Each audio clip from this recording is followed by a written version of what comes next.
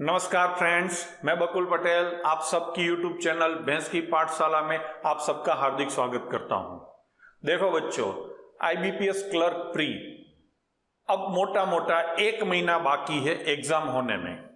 आप सब अच्छे से प्रिपरेशन कर रहे होंगे और आप सबको ये पता भी है कि आईबीपीएस द्वारा ली जाने वाली पूरे साल में जितनी भी एग्जाम होती है उसमें सबसे ज्यादा रिक्रूटमेंट होती है आईबीपीएस क्लर्क की। रिलेटिवली एग्जाम इजी होता है, नंबर ऑफ वैकेंसी ज्यादा होती है, तो आपका सिलेक्शन होने का चांस इसमें सबसे ज्यादा होता है। तो सब बच्चे इस एग्जाम एकदम सीरियसली लेते हैं। तो अब 1 महीना जो मोटा मोटा बाकी है उसमें आपकी प्रिपरेशन क्या होनी चाहिए, कौन से टॉपिक को पहले करना है, कौन से टॉपिक को अच्छे से करना है, कौन से टॉपिक आप स्किप कर सकते हो, वो सारी डिस्कशन मैं आज आपसे करने वाला हूं। देखो बच्चों, पूरा पेपर आपको पता है 100 क्वेश्चन होते हैं, 100 मार्क्स होते हैं। 35 मार्क्स मैथमेटिक्स के होते हैं, 35 रीजनिंग के होते हैं और 30 क्वेश्चन इंग्लिश के होते हैं। तो हम डिस्कशन करेंगे मैथ्स और रीजनिंग के बारे में, जहां आप अच्छे से अच्छा स्कोर कर सको और कम समय में, कम प्रिपरेशन में। तो अब उसकी डिस्कशन करने से पहले आप सबको एक चीज मैं बता दूं कि जब भी आप कोई भी एग्जाम का प्रिपरेशन करते हो ना, तो आपके पास एक टारगेट होना चाहिए कि आपको कहां तक पहुंचना है। अब टारगेट डिसाइड करने के लिए आपको प्रीवियस ईयर के एग्जाम के पेपर देखने चाहिए, प्रीवियस ईयर का कट ऑफ पता होना चाहिए। समझ रहे हो ना? तो मैं आपको एक चीज पहले ही एडवाइस कर देता हूं कि आप पिछले 2-3 साल के आईबीपीएस क्लर्क और आरआरबी क्लर्क के प्रीलिम एग्जाम के जितने भी पेपर अवेलेबल है उसको एक बार डाउनलोड कर लो, प्रिंट आउट निकाल लो और उसको 2-3 बार आप गिन लो। जब तक ये सारे पेपर में जो भी क्वेश्चन पूछे गए हैं उसके आंसर आपको मुंह जबानी याद नहीं रहते ना, तब तक करो। मैं एक चीज और आपसे शेयर करना चाहूंगा। जब मेरा एसबीआई पीओ में सिलेक्शन हुआ था, उस टाइम की मैं बात कर रहा हूं, उस टाइम मैं जिस एरिया से बिलोंग करता हूं, गुजरात में, सौराष्ट्र से, तो वहां पे उस टाइम पूरे सौराष्ट्र में आपको कोई कोचिंग तो दूर की बात है, कोई मटेरियल, कोई बुक भी अवेलेबल नहीं था। उस टाइम मैंने एसबीआई पीओ अपनी 21 ईयर की एज कंप्लीट करने के जस्ट बाद ही पहले ही ट्राई में क्लियर किया था और पूरे इंडिया में उस टाइम मेरा 48th रैंक था।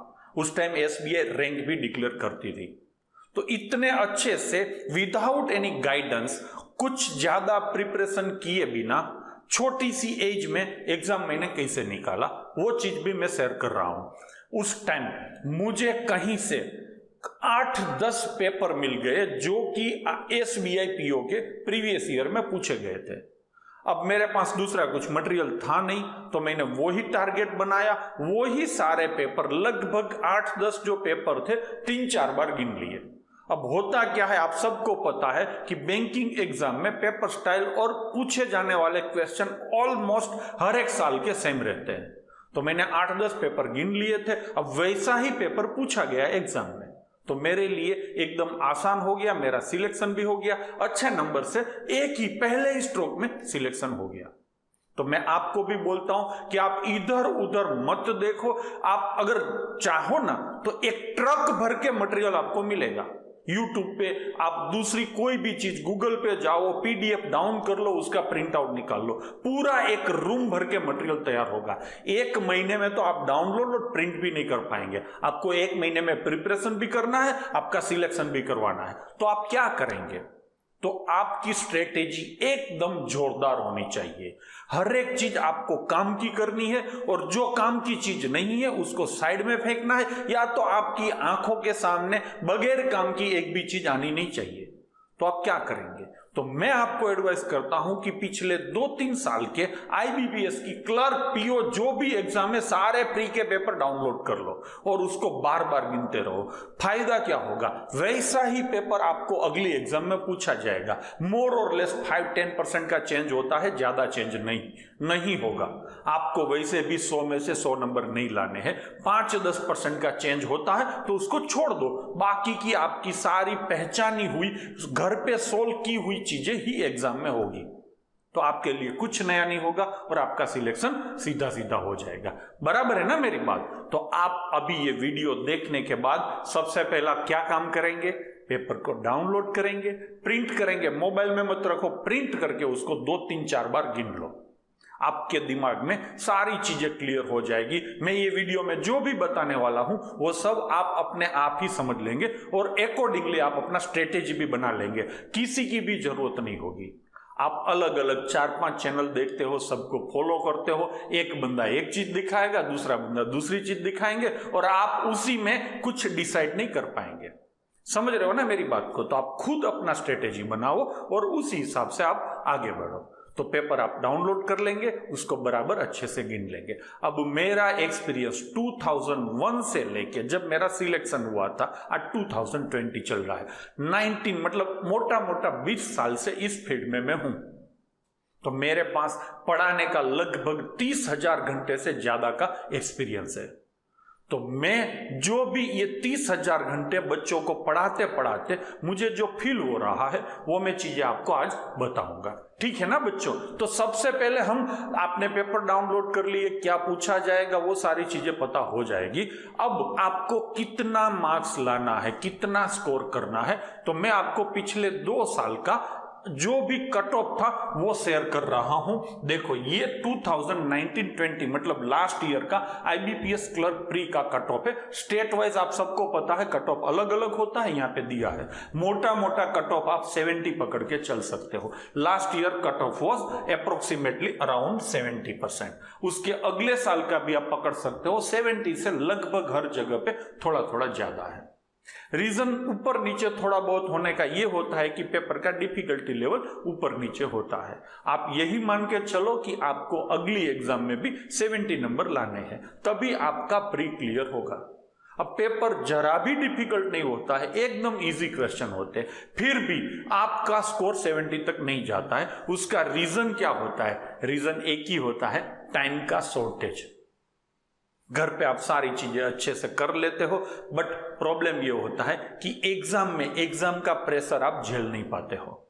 तो इसकी वजह से कोई एकाध क्वेश्चन में आप फंस जाते हो और वहीं पे आपका 4-5 मिनट बिगड़ जाता है। अब हर एक सेक्शन का आपको पता है, मैथ्स का 20 मिनट होगा, रीजनिंग का 20 मिनट होगा और इंग्लिश का 20 मिनट होगा, पूरा 1 घंटा मिलेगा। अब एक सेक्शन में आपको 20 मिनट मिलता है, वहीं कहीं आप एकाध क्वेश्चन में फंस जाते हो, आपका दिमाग बिगड़ जाता है, दिमाग का संतुलन पूरा हिल जाता है और उसकी वजह से आप काफी कम क्वेश्चन एक सेक्शन में अटेंड करते हो और आपका पूरा पेपर बिगड़ जाता है। ये अब टेस्ट मैच नहीं रहा है, प्रीलिम एग्जाम कोई वनडे मैच नहीं रहा है, ये तो 2020 मैच है। तो 2020 मैच में एकाध ओवर भी अच्छा जाने से या तो खराब जाने से रिजल्ट पूरा चेंज हो जाता है। तो यहां भी आपके साथ वही होता है। तो आपको स्ट्रेटेजी एकदम A1 क्लास की बनानी पड़ेगी और उसी को फॉलो करना पड़ेगा। पेपर सेटर आपके दिमाग के साथ खेलता है, आपको उसके दिमाग के साथ खेलना है। जहां कहीं भी आपको प्रॉब्लम होता है, क्वेश्चन को सीधा सीधा स्किप करना होता है। बराबर है ना बच्चों? अब लेते हैं कि मोटा मोटा क्या क्या पूछा जाता है। मैंने यहां पे एक लिस्ट आउट किया है मैथमेटिक्स में कौन से क्वेश्चन होंगे। आप देखेंगे यहां पे अतरंगी कलर्स भी दिए गए हैं। जो ग्रीन कलर है वो आपके पॉजिटिव लिस्ट में होना चाहिए, जो येलो कलर है उसका डिफिकल्टी लेवल मॉडरेट होगा, उसको बाद में करना है, और जो रेड कलर है उसको आप स्किप करो, या तो आपका पूरा पेपर कंप्लीट हो जाता है, टाइम मिलता है तो ही वही क्वेश्चन आपको करने हैं। अब लास्ट ईयर सिंप्लीफिकेशन के लगभग 10 क्वेश्चन पूछे गए थे। तो सिंप्लीफिकेशन के क्वेश्चन इजी होते हैं, तो सिंप्लीफिकेशन और अप्रोक्सीमेशन आपको पहले करना चाहिए। उसके बाद आता है क्वाड्रिकल इक्वेशन, वो भी एकदम इजी क्वेश्चन रहते हैं। आप हमारा यूट्यूब पे अपलोड किया हुआ वीडियो देख लो, वहां से ही आपका पूरा का पूरा क्वाड्रिकल इक्वेशन हो जाएगा। मैं आपको गारंटी भी दे सकता हूं कि 1 मिनट में आपके 5 क्वेश्चन आराम से सॉल्व हो जाएंगे। तो आपको क्वाड्रिकल इक्वेशन भी वहां से प्रिपेयर करना है, देखना है। आप ऑलरेडी सीख चुके हो तो भी मैं आपको एडवाइस करूंगा कि फिर से एक बार उसको देख लो।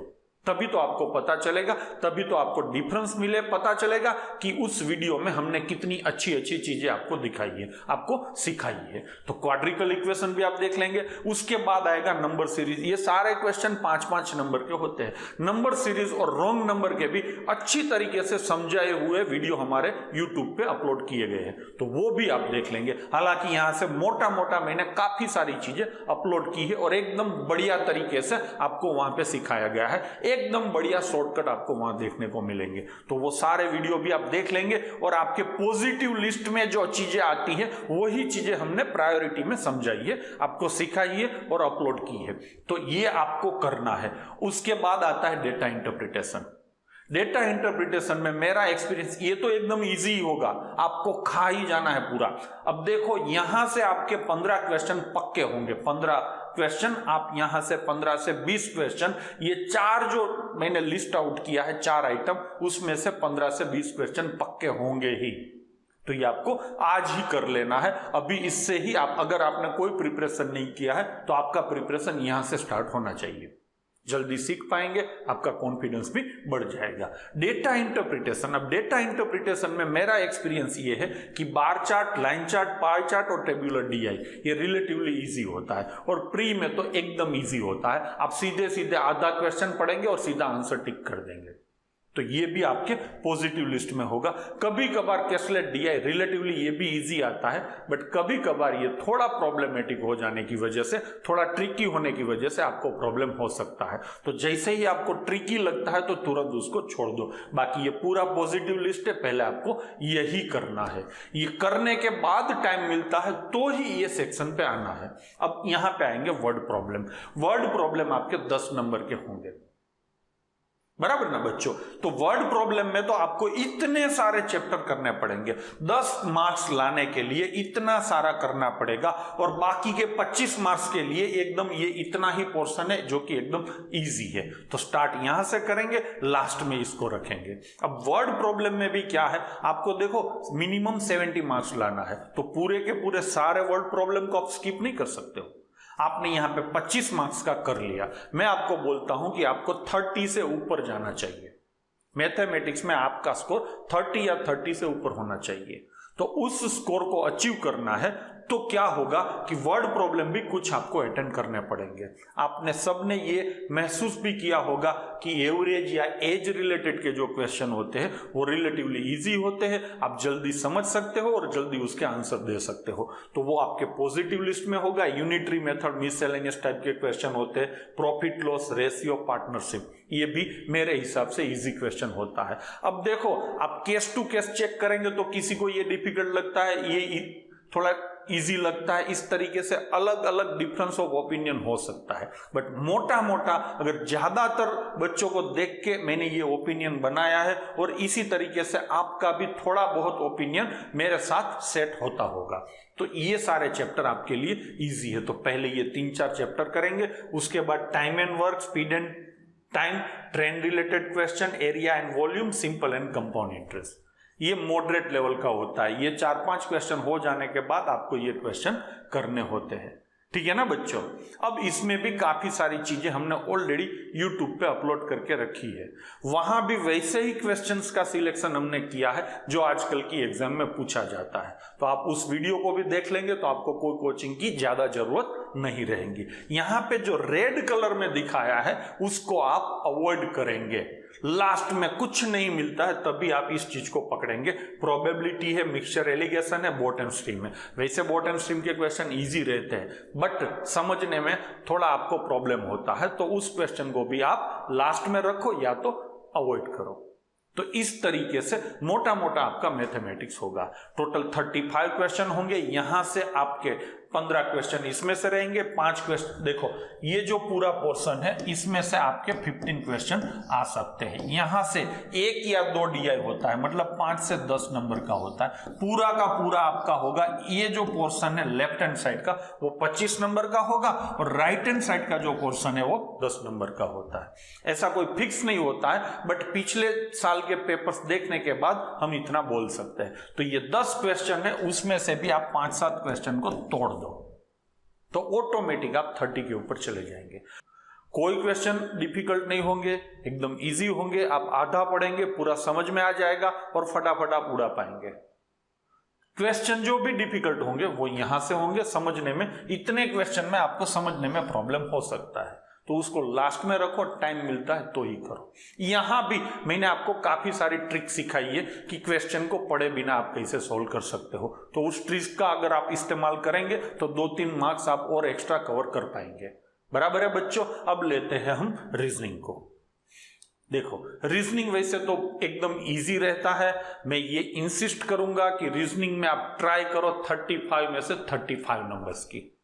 कोई ह्यूमन एरर होने की वजह से 1-2 क्वेश्चन गलत हो जाते हैं तो हो जाएंगे, उसके अलावा यहां आपको कोई परेशान नहीं करेगा। मैंने ये भी एक्सपीरियंस किया है कि पूरे पेपर में 1-आध सीटिंग या पजल रिलेटिवली डिफिकल्ट होगा, तो 5 मार्क्स का वहां पे लोचा हो सकता है। तो आप जैसे ही सीटिंग या पजल करते हो तो आपको ये चीज ध्यान में रखनी है कि शायद यहां पे कुछ प्रॉब्लम हो सकता है, और आपको प्रॉब्लम लगता है तो उसको आप छोड़ देंगे। देखो, उसको हम सब्जेक्ट वाइज अगर चैप्टर वाइज देखें तो कोडिंग डिकोडिंग 100% आप करेंगे, इनइक्वालिटी 100% करेंगे, syllogism, blood relation, direction test, jumbling, alpha number symbol series, comparison, alphabetical question, ये सारे क्वेश्चन एकदम इजी है, आपको कोई समस्या नहीं होने वाली है। उसमें से काफी सारे चैप्टर्स के वीडियो ऑलरेडी यूट्यूब चैनल पे अपलोड किए गए हैं। आप भैंस की पाठशाला को विजिट करो, पुराने सारे वीडियो देख लो, आपको यहां कोई प्रॉब्लम नहीं होगा। मैं दावे के साथ बोल सकता हूं कि यहां पे एकदम जोरदार ट्रिक्स आपको दिखाई गई है, जो आप एकदम समझने में इजी है, सोल्व करने में एकदम मिनिमम टाइम रिक्वायर्ड रहेगा। तो आप उस वीडियो को देखा है तो भी फिर दूसरी बार आप देख लो। लास्ट में आपको रखना है सीटिंग एंड पजल, तो इतना आप करेंगे तो मिनिमम यहां पे आप 30 नंबर कवर कर पाएंगे। अगर सीटिंग पजल में कहीं आप फंसते नहीं हो तो 35 में से 35 आप आराम से कर सकते हो। तो टोटल आपका मैथ्स और रीजनिंग का टारगेट होना चाहिए मिनिमम 60। मान लो मैथ्स में 1-2 कम हुए 30 से, तो रीजनिंग में 1-2 ज्यादा कर लो। मान लो मैथ्स में ज्यादा प्रॉब्लम हुआ, रीजनिंग में आप 35 में से 35 भी खींच सकते हो। हर एक सेक्शन को अलग अलग ट्रीटमेंट दो। मान लो मैथ्स में प्रॉब्लम हुआ है तो उसका मेंटल इफेक्ट आपको रीजनिंग में होना नहीं चाहिए, ये आदत भी आप बना लो। इस तरीके से आप जाएंगे तो मिनिमम 60 का स्कोर आपका मैथ्स रीजनिंग में हो जाएगा। इंग्लिश में आप मिनिमम जो कट ऑफ 10 के आजू बाजू रहता है वो भी कवर कर लेंगे तो भी आपका प्री क्लियर हो जाएगा। अगर किसी का इंग्लिश अच्छा है तो उसका स्कोर और अच्छा हो जाएगा। देखो बच्चों, यहाँ पे सेक्शनल कट ऑफ भी होता है। एक्सपीरियंस ये बोलता है कि मैथ्स और रीजनिंग का sectional cut off, individual cut off हम जिसको बोलते हैं, वो भी मोटा 13 to 15 का रहता है मैथ्स और रीजनिंग का। इंग्लिश का अराउंड 10 के आजू बाजू कट ऑफ रहता है सेक्शनल कट ऑफ, और ओवरऑल कट ऑफ तो मैंने आपको दिखा दिया है, अराउंड 70 आपको स्कोर करना है। तो आप ओवरऑल कट ऑफ को अगर क्लियर कर लेते हैं तो सेक्शनल कट ऑफ में ज्यादा दिक्कत आपको होने वाली नहीं है। तो इस तरीके से आपका स्ट्रेटेजी बनना चाहिए पूरी एग्जाम के लिए। कई बच्चे मुझे ये भी पूछते हैं कि सर किसका मॉक टेस्ट सब्सक्राइब करना चाहिए, किसका मॉक टेस्ट हमें परचेस करना चाहिए। मैं आपको ये बोलता हूं कि आप उसी का मॉक टेस्ट परचेस करो जिसके पूछे गए क्वेश्चन और एग्जाम में पूछे गए क्वेश्चन का लेवल सेट हो। आप सबने ये महसूस किया होगा कि मॉक टेस्ट में जो भी आप लेते हो ना, सबका लेवल एकदम डिफिकल्ट रहता है। वहां पे आप 100 में से 30 का स्कोर करते हो, जब एग्जाम देने जाते हो तो आपको 50-60 का स्कोर हो जाता है। तो स्ट्रेटेजी आपका पूरा चेंज हो जाएगा। आप मॉक टेस्ट को देखकर अपना स्ट्रेटेजी बनाते हो कि पेपर डिफिकल्ट होगा तो आप आराम से करेंगे, ध्यान से करेंगे। हकीकत में पेपर एकदम ईजी होता है, आप फटाफट गर्दे उड़ा सकते हो। तो आपको वैसा ही मॉक टेस्ट परचेस करना चाहिए जहां पे एग्जाम में पूछे गए क्वेश्चन के साथ उसका लेवल सेट हो। मैं तो यही बोलता हूं कि कोई भी मॉक टेस्ट आप परचेस नहीं करेंगे, आपको ऑनलाइन काफी सारे फ्री मॉक टेस्ट मिलते हैं, वहां पे 1-2-3-4 मॉक टेस्ट आप दे दो। बाकी प्रीवियस ईयर के पेपर को ही बार बार सॉल्व करते रहो। पिछले 2-3 साल के हो जाते हैं तो उससे भी आप पीछे 2-3 साल जा सकते हो। 4-5 साल के पेपर कर लो, बाकी हमारे वीडियो देख लो, आपको कोई प्रॉब्लम नहीं होगा। आप कम मेहनत में अच्छा स्कोर आराम से कर पाएंगे। जब कभी भी आप मॉक टेस्ट देते हो ना, कई बच्चे क्या करते हैं, डेली एक दो टेस्ट देते रहते हैं, उससे कोई फायदा नहीं होगा। आपको जितना एक्सपीरियंस चाहिए उतना ही एक्सपीरियंस लेना चाहिए। डेली मान लो आप दो मॉक टेस्ट देते हो तो आपका 2-3 घंटा तो वहीं पे चला जाएगा। पूरे दिन में आप जो प्रिपरेशन करते हो उसमें से आपका 30-40% तो मॉक टेस्ट देने में चला जाएगा। हम जब कभी भी टेस्ट देते हैं ना बच्चों, तब हम सीखते नहीं है, हम जो सीखे हैं ना वो वहां पे दिखाने के लिए टेस्ट को अटेंड करते हैं। तो आप कुछ सीखते तो हो नहीं, जो भी सीखे हो उसी को आप दिखा रहे हो, उससे क्या फायदा होगा। मॉक टेस्ट देके भी आपको कुछ सीखना है, तो मैं आपको ये एडवाइस करूंगा कि आप जैसे ही मॉक टेस्ट कंप्लीट करते हो, पूरी एग्जाम का, पूरी टेस्ट का बराबर ढंग से एनालिसिस करो। 1 घंटे का पेपर देते हो ना, तो 2 घंटे का एनालिसिस होना चाहिए, और जो भी एनालिसिस करते हो उसको आप प्लेन पेपर पे लिख के रखो, ताकि आपका ऐसा 4-5 बार का एक्सपीरियंस हो जाएगा। उसके बाद आप सारे पेपर्स जो आपका एक्सपीरियंस आपने लिख के रखा है उसको आप ध्यान से पढ़ो। एग्जाम देने के पहले उस एक्सपीरियंस को 2-3 बार पढ़ के आप एग्जामिनेशन हॉल में जाओ, फिर आपसे कोई मिस्टेक नहीं होगी, मिस्टेक होने की कोई गुंजाइश ही नहीं बचेगी। तो मॉक टेस्ट आपको वैसा ही पकड़ना है जिसका लेवल आपके एग्जाम में पूछे गए क्वेश्चंस के लेवल के साथ सेट होता हो। सबका ये कंप्लेंट रहता है कि मॉक टेस्ट का लेवल हाई होता है, तो वैसी मॉक टेस्ट से आप बच के रहिए, अदरवाइज आपका पूरा स्ट्रेटेजी गलत होगा और आपका पूरा पेपर बर्बाद हो जाएगा। तो जो भी, मैं इजी या डिफिकल्ट की बात नहीं कर रहा हूं, हमें हमारा लेवल मैच करना है एक्चुअल एग्जाम के लेवल के साथ, इसीलिए मैं ये इंसिस्ट कर रहा हूं। ज्यादा मॉक टेस्ट से बच के रहिए। डेली 1-2 टेस्ट देने का कोई फायदा नहीं, हफ्ते में आप 1-2 टेस्ट दो, बट उसका बराबर एकदम एनालिसिस करो, और जो भी गलतियां आपने की है उसको दूसरी टेस्ट में दोहराई ना जाए, उस चीज का आप ध्यान रखो। मुझे आशा है कि मेरा ये वीडियो आपका काफी सारा डाउट क्लियर करने में हेल्पफुल रहा होगा। मैं अगले 1 महीने तक आपको इसी हिसाब से हेल्प करने की ट्राई करता रहूंगा। इंपॉर्टेंट चैप्टर अपनी यूट्यूब चैनल पे डालता रहूंगा, तो बने रहिएगा मेरे साथ। मटेरियल के लिए आप मेरी टेलीग्राम चैनल को भी सब्सक्राइब कर सकते हो। मिलते हैं नेक्स्ट वीडियो में, तब तक के लिए जय हिंद, जय माता जी। भगवान आपका भला करे, आपका आने वाला समय शुभ रहे।